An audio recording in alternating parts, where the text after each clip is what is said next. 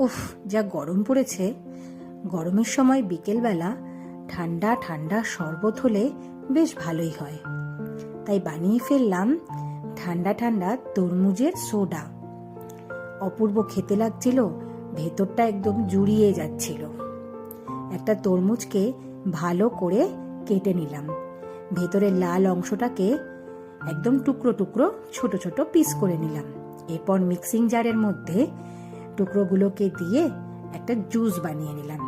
এরপর একটা বোলের মধ্যে ছাঁকনি দিয়ে ছেঁকে জুসটাকে একদম রিফিল করে নিলাম। তারপর ওই বোলের মধ্যে দিয়ে দিলাম একটা গোটা জলজিরার প্যাকেট, চাট মশলা, বিট লবণ, সাদা লবণ আর লেবুর রস। ব্যাস ভালো করে মিক্সড করে নিলাম আর গ্লাসের মধ্যে ঢেলে দিয়ে দিলাম প্লেন সোডা। রেডি হয়ে গেল আমাদের ঠান্ডা ঠান্ডা তরমুজের সোডা।